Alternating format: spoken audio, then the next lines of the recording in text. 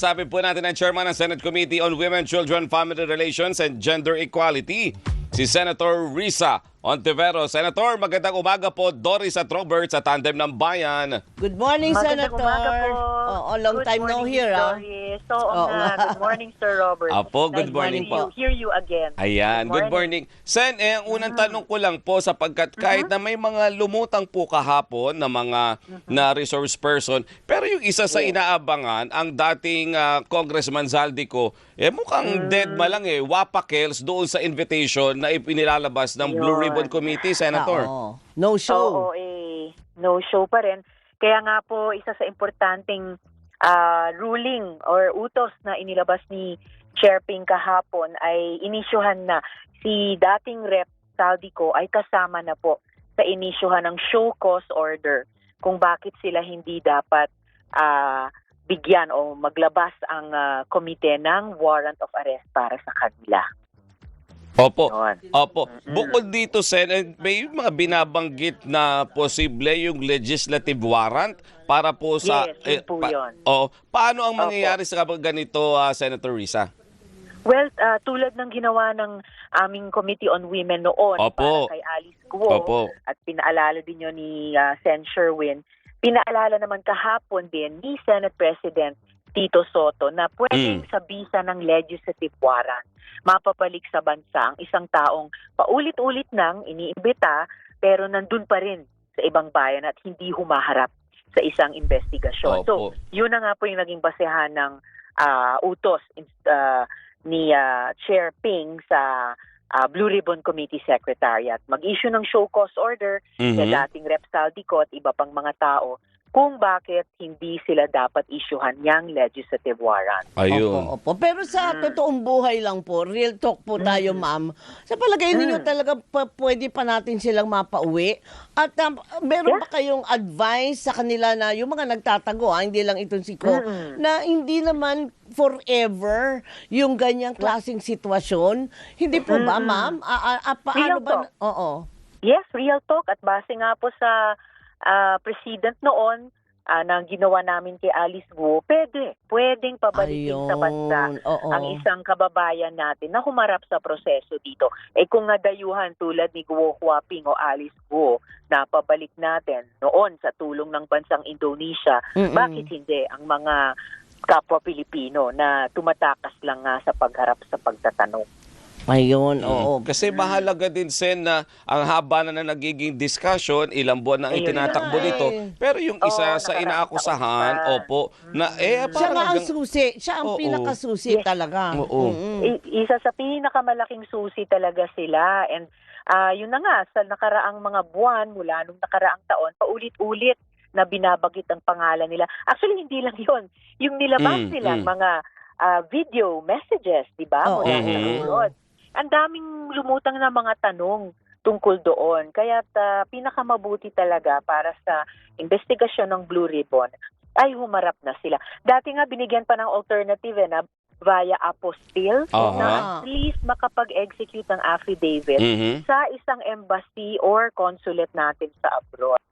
Pero ayan, siguro naubos na rin ang pasensya ng Blue Ribbon iimbita, i-issue ng subpoena na ngayon kailangan mag-show cause order sila at ibang mga tao. At pag hindi katanggap-tanggap sa Blue Ribbon, ang pagdadahilan, i-issuehan na nga po ng legislative warrant. Oo, okay. Sen, dun po sa itinakbo ng pagdinig kahapon, sa inyo po, dahil kayo po sanay talaga sa mga ganitong investigation din, may mapapala pa ba tayo? May ano po yung mga nakita ninyo na mga possibility na, pwede pa rin talaga mapanagot ang mga individual na isinasangkot sa Parang flood control? parang panglinaw ito. Oo.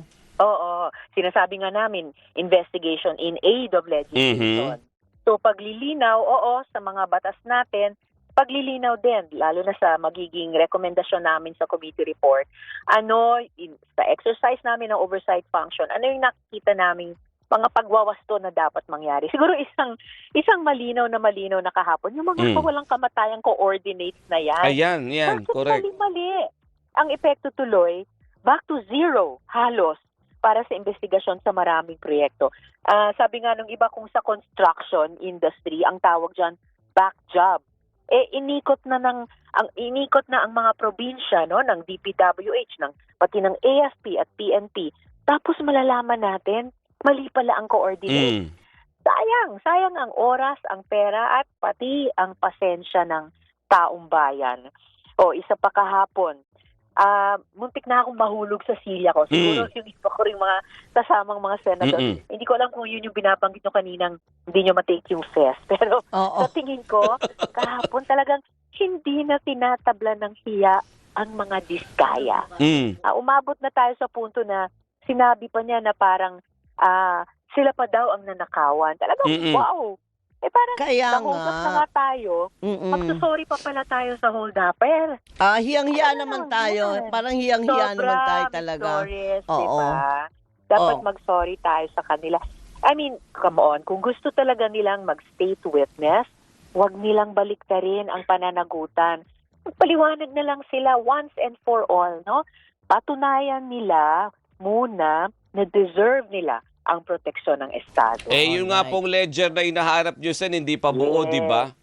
Yan ang isa sa pinakawalang kamatayan. Yang ledger na mga proyekto nga nila para sa 2016 hanggang 2022, hindi pa rin o mukhang ayaw nilang isubmit. Finalo up na yan ng Wala Blue pa Ribbon rin. Secretariat kahapon. Wala pa rin hanggang hapon, hanggang gabi. Doon kasi sa ledger makikita yung mga projects nila, pati yung mga joint venture projects. Lalo na yung mga sinasabi nilang biglang ikinayaman nila. So, medyo malabo rin na makuha natin yung ledger dahil ando doon nga lahat. Yeah. Hindi ba? Pagkatapos turuan sila ng turuan, ikot ng ikot lang. Sabi, City Hall po, Pati City Hall, DPWH, Senator. Pati City Hall, ha?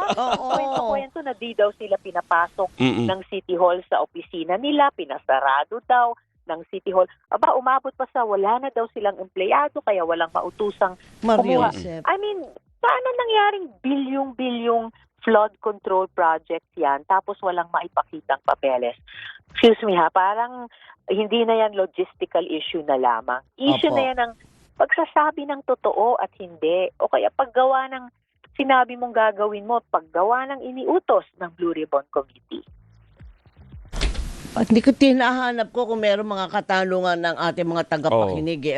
So far, wala pa, ma'am. Pero sabi kanina ni Senator Erwin Tulfo, hindi pa niya alam kung kailan magkakaroon ulit ng hearing. Sa inyo, ma'am, ano po ba ang naulinigan ninyo?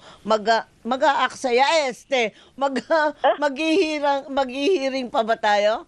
Yes, sa pagkaalam ko po, balak ni Chair Ping magka-hearing pa ulit, and I'm sure makakausap niya tungkol doon si Vice Chair Erwin din, dahil yun na nga, ang dami pang bitin, no, na mga tanong. Napag-usapan din namin kahapon yung mga sunog sa mga opisina ng DPWH. Correct. And yun na nga, di ba, bukod Sir Robert dun sa mga flood control projects, andyan pa rin yung ibang mga proyekto Yun na ng nga DPWH. Andyan pa yung ibang mga departments. Halimbawa, sinabi dati ng DOH, merong mga non-operational na super barangay health centers. Sinabi dati ng DepEd na meron na rin silang iniimbestigahang pag-aabuso sa ilang mga scholarship programs nila. So, I'm almost sure, no, na dapat magkakaroon ng hearing pa ang Blue Ribbon. Ayan. Pero last na lang, Sen, what about yung initial po na committee report? Kinukonsider din po ba ito ng Blue Ribbon? Ay, for sure naman. Pagkatapos ng anumang investigasyon, lalo na yung ganito, ay pamumunuan na ni Chair Ping ang pag-draft ng committee report, and then iikot nila sa mga miyembro ng komite para aming pong mapirmahan. Para Full report na yun, Sen, or may partial din na Initial ilalabas? pa lang, oo. Well, usually full committee report, pero paminsan-minsan meron din mga investigasyon na nagpa-partial muna ang chair. Depende na po sa wisdom ng chair, and tinatanong din naman niya sa mga members. Basta for sure, ngayon pa lang sa isip ng publiko, may lumabas na mga findings at malamang mula nung nakaraang taon, may mga nabubuo na ring mga rekomendasyon ng ating mga kababayan. Pero, partner, last na lang promise, Ma'am, would you be bold enough to say na itong pagbago mag-Valentine's Day. Naku, Valentine's Day na naman, oo, ha? Ay mayroong makukulong doon na magba-Valentine sa loob ng Mukhang kulungan. ganun. Mukhang posible po yon, Miss Doris, dahil sinabi pareho ng DPWH at ng DOJ na sa kanilang internal investigations at audit, sa kanilang pakikipag-ugnayan sa ICI, sa Ombudsman, at saka sa NBI, at sa Sandigan Bayan, na may umaandar na daw silang mga timetable. Yung iba matatapos daw by the end of the month, Okay. yung iba matatapos by the end of the first quarter, na mga makukumpleto nilang case build-up, pag-file ng charges, and therefore yung pagsimula ng mga judicial proceedings. Kung Alright. kailan makukonclude yan at magdedesisyon ang mga korte, syempre nasa ibang branch naman yan sa judiciary, pero Opo. at least nakikita po natin umaandar na po ang proseso papunta dyan sa hustisya. Ayan. Alright. Sen, Sige, ma'am. mag-relax muna kayo. Thank you. Thank you, ma'am. At good luck, ha? I Good wish luck. po, I wish. Opo, opo. Happy Valentine's! Happy Valentine's. Ah, Thank you, maraming ma'am. maraming Thank you. salamat po, Maraming Senator. salamat.